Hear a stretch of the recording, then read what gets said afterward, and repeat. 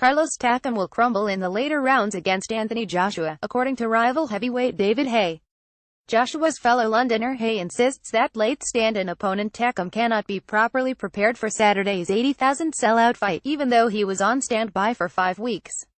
He points to the Frenchman's stunning 10th-round knockout by Russian Alexander Povetkin 3 years ago and his struggles late on during a wide points defeat against WBO champion Joseph Parker as the key to this weekend's date in Cardiff. Former WBA world champion Haye, 37, is currently preparing for his December rematch against Tony Bellew in London and hopes to propel himself back towards the top of the heavyweight division and a potential future showdown with Joshua.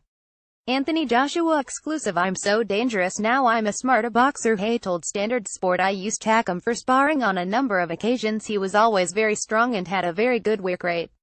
He's not a big puncher, but he has a good chin. If he had 12 weeks preparation, he could have asked a few questions of Joshua. At 2 weeks' notice, there is only so much he can do. Even if you're on standby, it's not the same. You can't replicate the work and the mindset until you actually know what you are going to be doing. Then suddenly you are fighting for the heavyweight championship.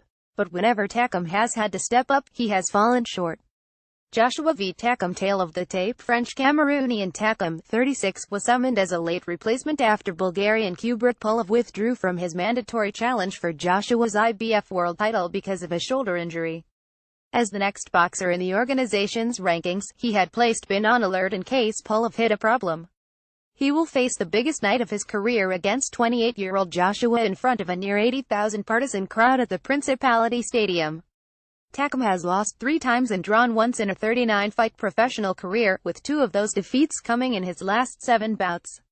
The meeting with Povetkin in Moscow in 2014 ended in round 10 without the referee needing to count out the unconscious Takam, and he lost a unanimous points decision against New Zealander Parker in May last year.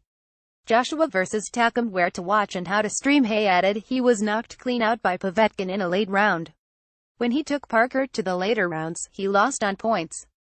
Anyone coming in with that sort of losing record obviously has some trouble later on. He is not a big puncher, but he tries to get close and will throw lots of clusters. Anthony has had to change sparring in preparation. He's boxing a 6'1" guy now rather than Pulev, who is 6'5". But it shouldn't be too much trouble. It's easier to make a late switch to punching down on an opponent than the other way around. You'd use different muscles if you had to punch upwards.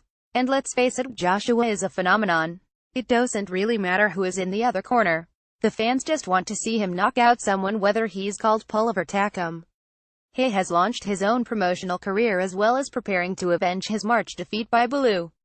Heavyweight prospect Joe Joyce made an impressive professional debut by beating Ian Lewison on the first show staged by the new Haymaker Ringstar Company.